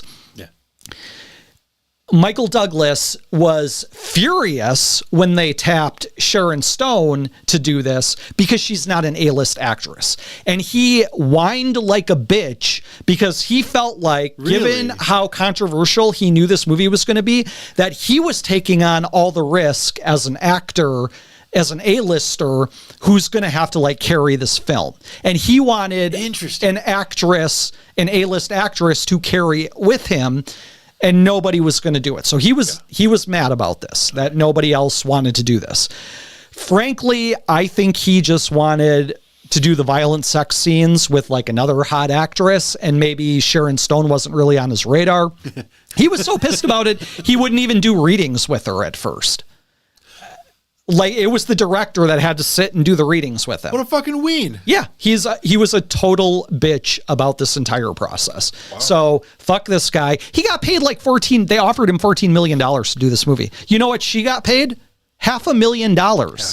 $500,000 to play that role. And she did a way better role than he did. So take that for what it's worth. Wow. After doing Jewel of the Nile and Romancing the Stone, apparently he thought his shit didn't stink. Yeah, for sure. But anyway, yeah, what a bitch. Screw that guy. So the gay rights movement was a thing that was just starting to become mainstream in the early 90s. Mm-hmm. It wasn't the cancel culture force that it is today. It wasn't the mob that it is today that came after people and just had them absolutely shut down. They didn't like the script. The guy who wrote the script actually passed it to friends of his in the movement, and he's like, is this okay? And they actually wanted him to make changes. They're like, well, Sharon Stone, she's going to play this bisexual psychopath. That doesn't reflect good on bisexuals. They had gay people in it that weren't shown in a very good light. The thing about this movie is nobody was shown in a good light. The straight people were no more virtuous or good than the gay. This whole movie is just about darkness and debauchery. This entire film and everybody in it is steeped in it. Sharon Stone actually comes out as the most admirable character, I think, because she's the devious mind behind all of it, in the same way that Hannibal Lecter is in his movies. Everybody roots for Hannibal Lecter. Everybody wants to see him get away. Nobody's on the side of the cops. And you feel the same way with Sharon Stone here. So the guy who wrote the script actually wanted to make some changes to the script, but the producer and the director and Michael Douglas were just like, no, go fuck yourselves. You're going to impugn the integrity of this, dark, violent, sexual script if you make any of these changes. So, they were on their moral high horse. But this was back in the day when you could tell gay groups to go fuck themselves and not have to worry about, Hollywood would never, ever, ever do this today. Right. Not a chance. Yeah. This is the definition of a different time, what you're talking about. Absolutely. Yeah. So the thing is, they were filming in San Francisco. So they didn't think this one through very well, because that's kind of like the capital of the gay universe. The whole bathhouses thing and... Yeah, well, I mean, you would know more what goes on there than I do. But they protested during the filming because they were mad about it. And look, frankly, none of the shit in this movie, nobody's going to watch this movie and come away with it thinking, oh, all gay people are evil and crazy, and you're just not. But when you're a budding movement, you don't want any kind of negative reaction to your movement in any way. That's the opposite of traction, which is what they want as a new movement. Yeah. So the problem is they start protesting everything, and that just draws a lot of attention to something. And what we've seen whenever big protests happened against anything, whether it's Married with Children or whatever, you tend to be on the side of the media that's being made, not on the side of the people protesting it. So what happened was San Francisco had they had to put riot cops out, I guess, because it got so bad during filming that they had to put riot cops out there to make sure that nothing happened while they were doing the filming.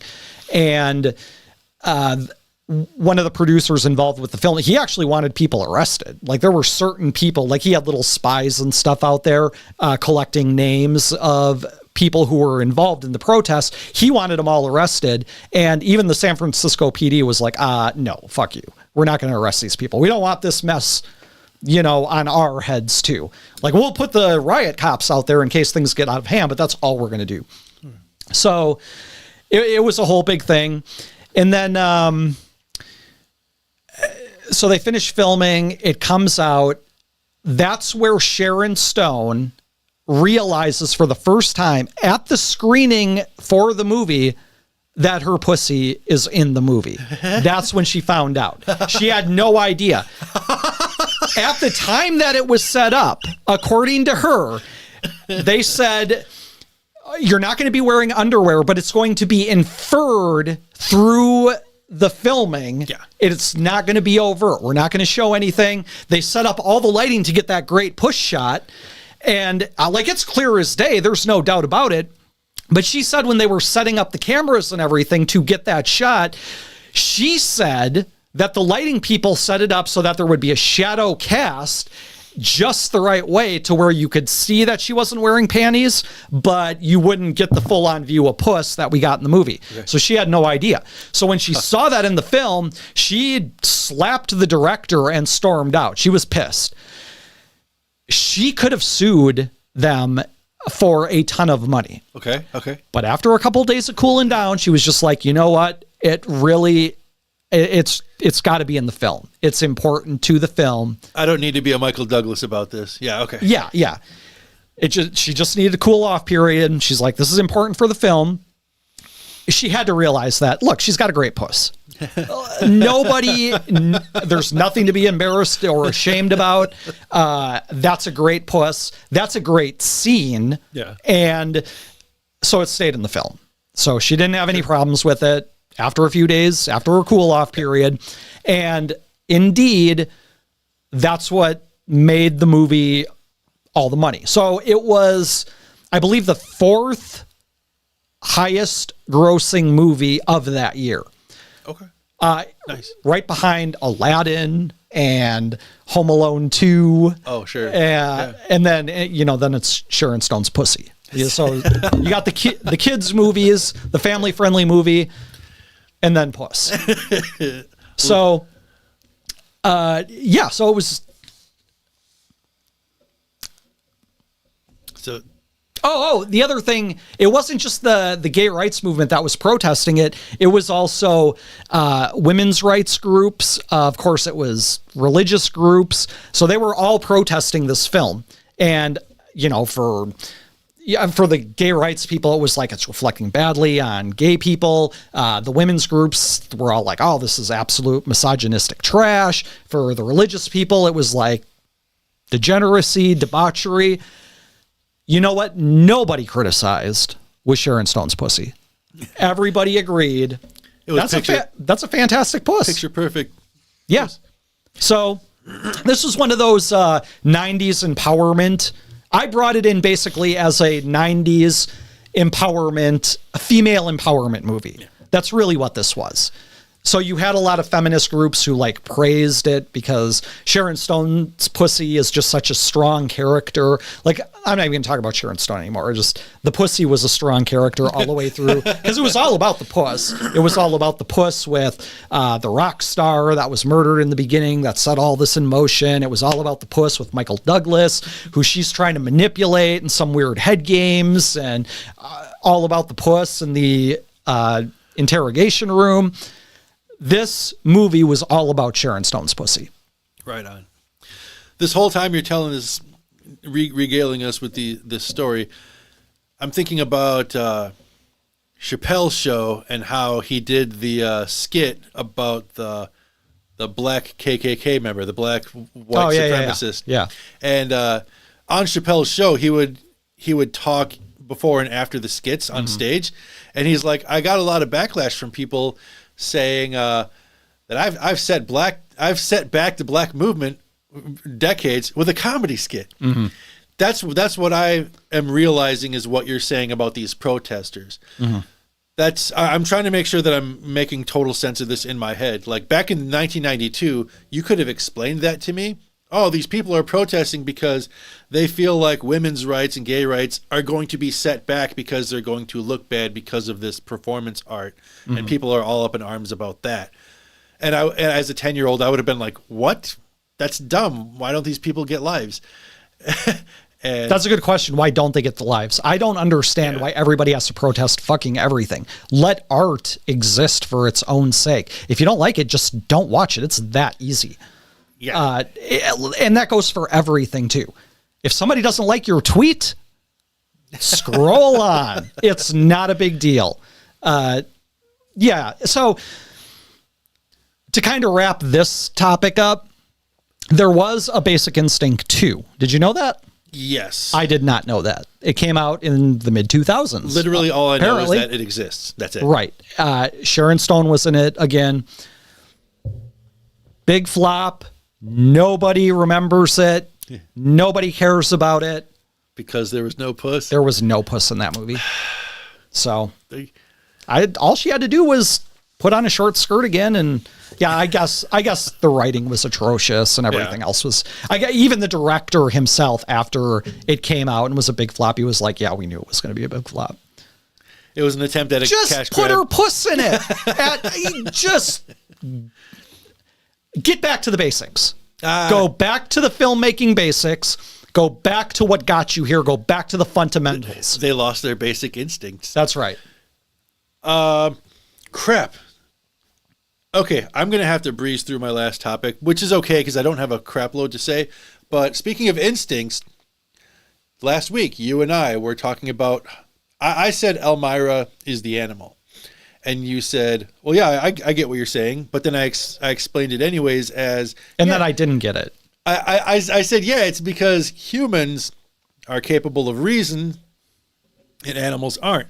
We had that back and forth about, you're like, well, yeah, but still, if it's all about conditioning, you're like, at the end of the day, aren't supermodels conditioned to not want to eat the same way an animal is conditioned to not want to eat because of like a negative reinforcement, like a getting shocked if it tries to eat the pellet or whatever.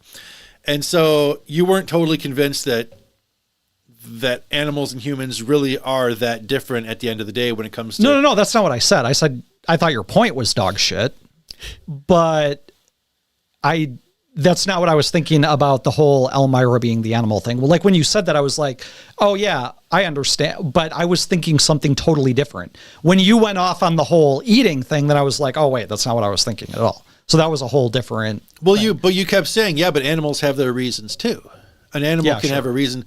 I said if you put food in front of a hungry animal, it's not think people are better than animals. It's not going to have a reason to not want to eat it. Yeah, that's what I disagreed with. I said you can give a dog a reason in the same way you can take away a person's reason for doing it. You can.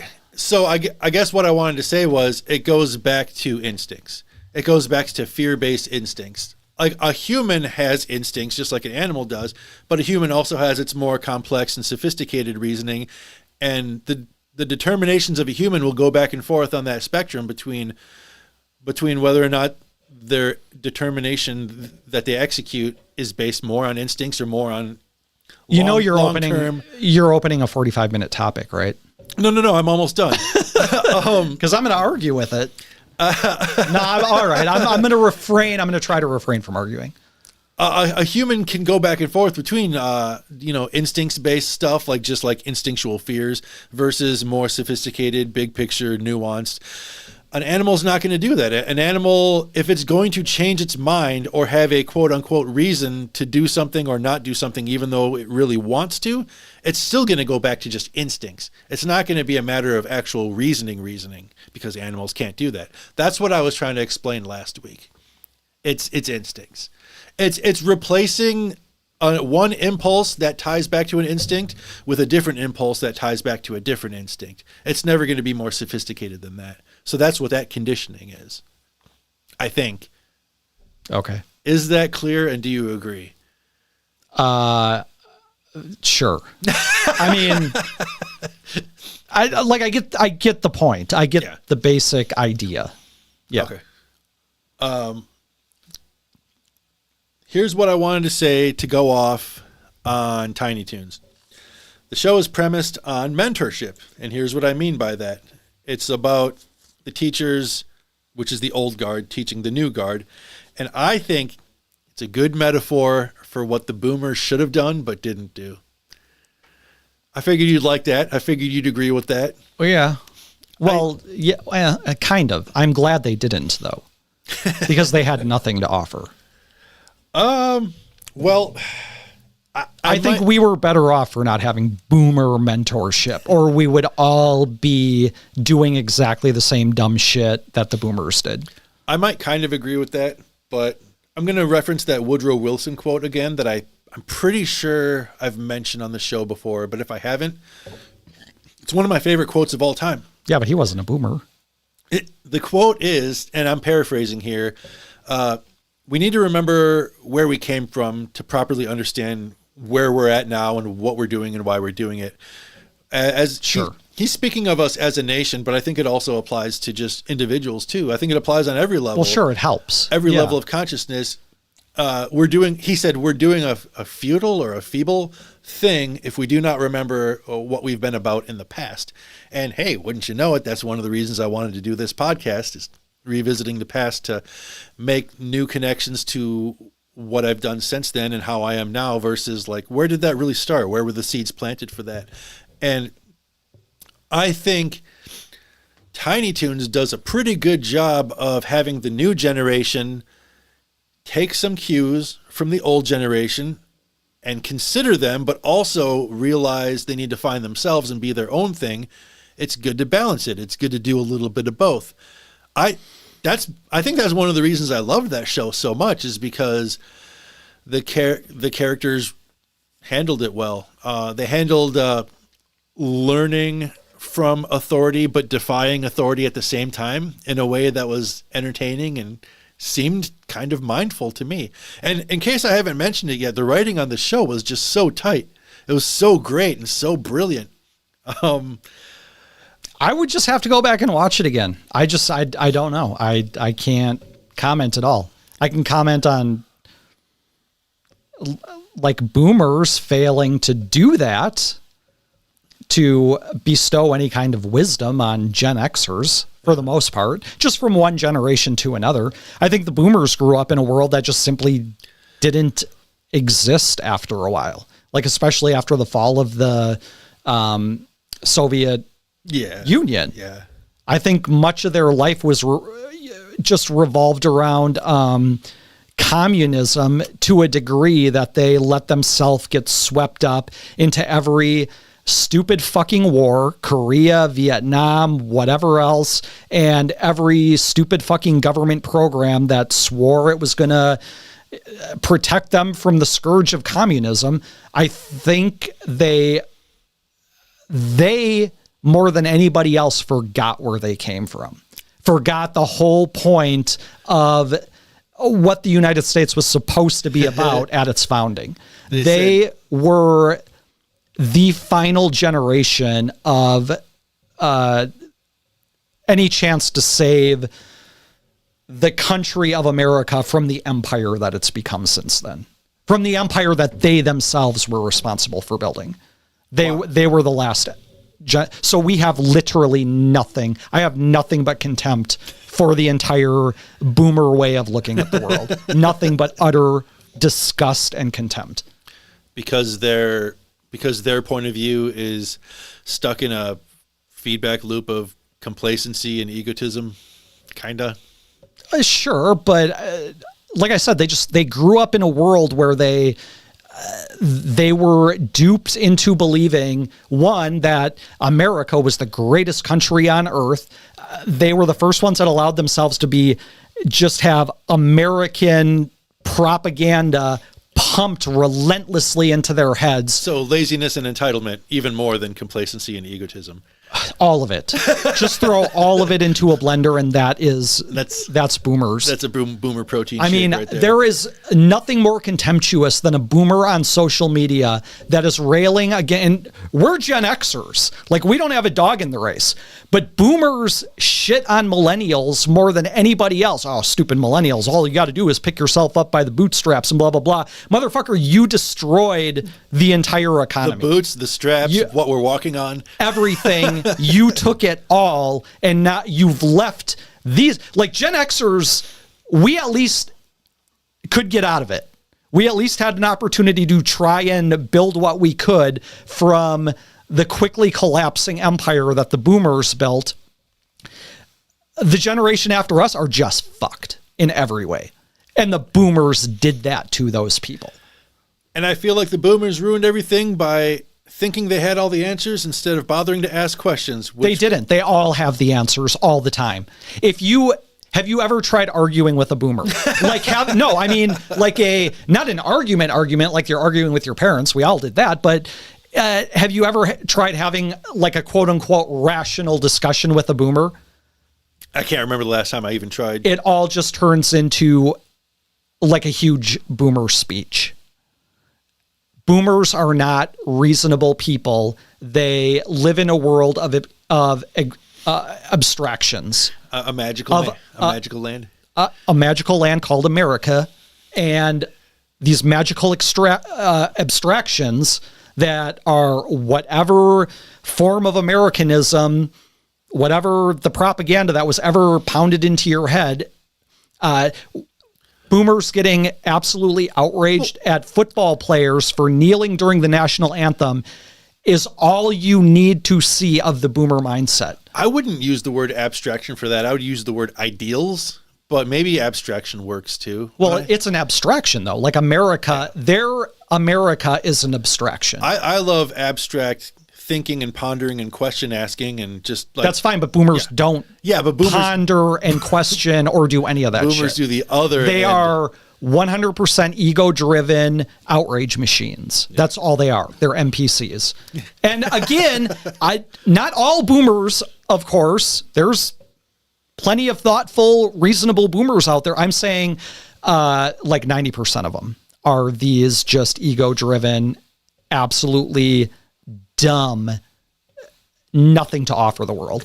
And so when you say that, they were in this position to like hand down they had nothing. They had nothing to hand down to us. Except for narcissistic ideals. I don't know how to bring that full circle back to Tiny Toons though. Boomers were a topic I was going to bring in at some point. All right.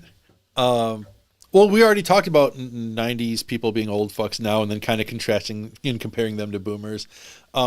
Anyways, let me breeze through this here real quick. If you're a fiction writer, you should go back and watch the very first episode of Tiny Toons. They literally give you the blueprint of how to write good fiction with like characters with depth. And you're going to want this and you're going to want that because these are the, I wouldn't say classic tropes, but the classic character types that make a story work and make for the dynamic of a good narrative. The first episode was literally the blueprint for making a cartoon like Tiny Toons. They gave it to us for free. This was back in 1990 that I watched it, and then I kind of forgot about it. And then in my high school years, I started trying to write my own fiction. I wish I would have remembered that episode. I wish I would have consulted it as like a perfect guide. Do you think you can do that without being a reader though? Without never having exposed yourself to how it's done well? Maybe. I just watch a lot of movies and TV shows and figured I would just kind of write how.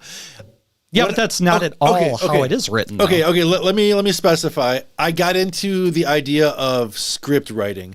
I wasn't going to write fiction novels. I wanted to write a script for a superhero satire movie called The Swervetastic Six. And I would have at least, storyboarded it and written the script. I wouldn't have necessarily gone. I would have hired somebody else to do any writing beyond that.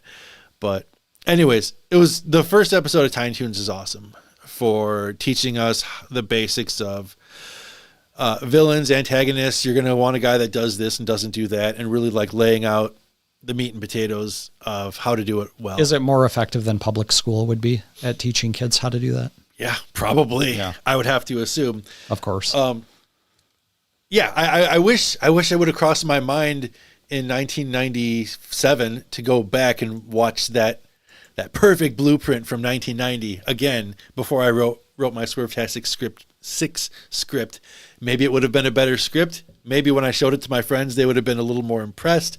Maybe them being impressed would have given me the positive energy. Well, did you like read any scripts before you scripted it, or studied any scripts or any of that? No. You just did it? I was 15. Yeah, of course it's going to be dog shit. I was 15 and I lived in the middle of nowhere. Where was I going to get any resources from? The library. Fuck that. I hate reading. Anyways, we only got a few minutes left. The show subconsciously influenced my own fiction writing heavily in high school. I already just said that. I loved that they were big on spoofs and crossovers. If you ever seen my social media activity, I love a good picture of two things from popular culture that merge with each other and are a crossover. It's the funniest thing and the most interesting thing in the world to me. And I think it all started with Tiny Toons and all the crossovers they did and all the mixing and mashing of ideas. They were Family Guy before Family Guy. Yeah, but way with way more integrity, I would say. I already talked about mentorship. I talked about the Woodrow Wilson quote. Tiny Toons. At the end of the day, I feel like Tiny Toons mentored me to be authentic and a little bit nuts, but embrace how nuts I was. And at the end of the day, they taught me to be a character. It's not only okay, but it's good to be a character. In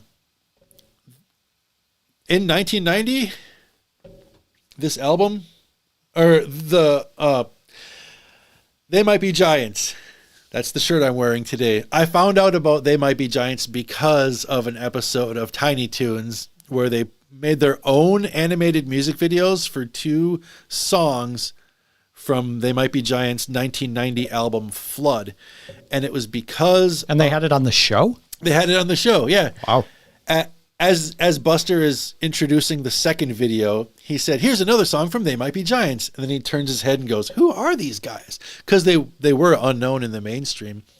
So because my brother... But not if you listen to the college station. Right, which at the time I was 8, so I didn't... Oh, maybe I wasn't even listening. By 1990, maybe I wasn't even listening to it yet. So then Columbia House and BMG, like CD ordering clubs, became a big thing in the subsequent years right after 1990. And when my brother and I were looking through the catalogs, he remembered the name. Oh, that band, They Might Be Giants, that did those Tiny Toons songs. They're in the catalog. He's like, well, I have to order a few more CDs to fulfill my agreement. I guess I'll just order CDs from these guys. They seem like they're fun. Order CDs that you're never going to buy again, that you're just basically stealing from the place. If you did it right, yes. That's how everybody did it, I thought. That's how I did it. Because of my brother ordering those CDs, I became such a huge fan that to this day, They Might Be Giants is my number 3 favorite musical act of all time. And I've been saying that ever since the 90s. They're my number 3. Now I believe you. Because that wouldn't be on any music journalist's top 3 list. They Might Be Giants, unlike Carlin, which is on every top 3 list. So, yeah, if things had happened differently, I would not have this band in my life that I love so much that I've literally seen live 16 times. You would have discovered them sooner or later, though. I don't know. Sure, you would. Falling in love is all about lighting and timing. And if I love a band that much... Yeah, I suppose. Lighting, I guess you got a point there. The lighting and timing can be huge. Would it have made the difference? I'll never really know. Some of my favorite Tiny Toons moments, I just have to rattle these off real quick. If you know, you know. If you remember them like I do. Post video shorts. I said this last week. Post them on Facebook. Just share them. The scene where Montana Max was ordering the Happy Baby Puppy Face meal during his date with Elmira. That is some of the hardest I laughed in all of the 90s. Michael Molten Lava, where they did a spoof of Michael Bolton. It was either their spring break or summer vacation special. They were in a setting where there was an outdoor concert and Michael Molten Lava was performing. And every time he hit a high note, his hair would turn into a volcano and molten lava would spew from it. That's it was funny. Super duper fucking funny. And my favorite Plucky and Hampton moments were immature radioactive samurai slugs, where they wanted to be just like their favorite cartoon, which was just a kind of a derivative of like Ninja Turtle fandom at the time. And they wrapped the bandanas around their bandana area so tight that their eyeballs popped out through the bandana. It was just so funny and so creepy. And it's just one of those things that sticks with you over the years. I keep saying this, either the summer break special or the summer vacation special, the spring break special or the summer vacation special. I can't remember which. Plucky went with Hampton's family to Happy World Land, and he was stoked out of his mind, and he thought it was going to be like the most awesome experience of his life. And then things didn't quite go exactly the way Plucky wanted it to, which made Plucky, because you could feel his agitation. He was such a character. He was so animated, pun intended, about his aggravation. Plucky was my spirit animal until I discovered Dennis Leary. My aggravation spirit animal was Plucky Duck until Dennis Leary came into my life. Hampton got a job at the mall, and his boss was a character based on Frank Nelson. You've seen The Simpsons, where they've got that guy that goes, yes? Mm. Yes! Mm. That's based on a guy from like who's been acting since like the 30s or 40s, back with like Fibber McGee and Molly and Fatty Arbuckle and stuff like that. And he's always played this reoccurring character trope where he's just this exuberant guy that just says yes in a really, really entertaining way. Hampton's boss at his mall job was that guy. And last but certainly not least, no, I have two. There's Mango Juice. Again, if you know, you know. Mango Juice. That one's so funny. You're right. I do need to post these videos on the page on Facebook. Now, last but not least, when Plucky was a baby and he did the whole water go down the hole thing.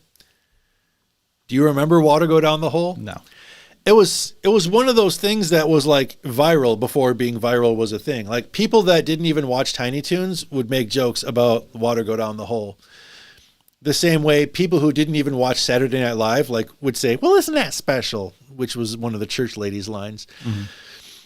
Yeah, so Tiny Toons did manage to penetrate the zeitgeist beyond their own fandom, at least a little bit, which is kind of cool. Oh man, wow. I tried to breeze through it as fast as I could while not missing anything important, and we still went way past 9 o'clock.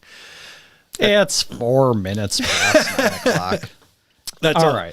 That's all I got. Tiny Toons was really awesome. You should go back and rewatch it. I think it's on Amazon Prime. Okay. I believe it's on Amazon Prime.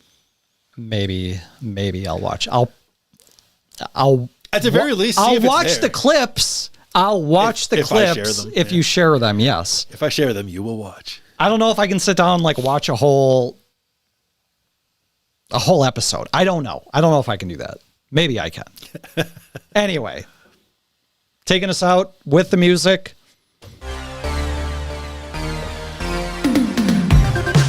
The last time I checked, the Wiener-Band tournament is down to Creed versus U2. That's so shitty. It looks like that's where we're at. I'm really disappointed with that.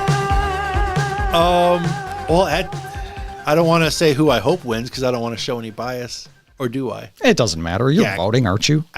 Yeah. I guess I don't know. I guess I just flat out don't know who I want to win. So we'll have to wait and see. All right. I'm going to end this. All right, then. Go vote on the next level of Wiener-Band thing. It's coming. Thanks for watching. Like, subscribe, share, do all the stuff, and we'll see you next week. See you. Later.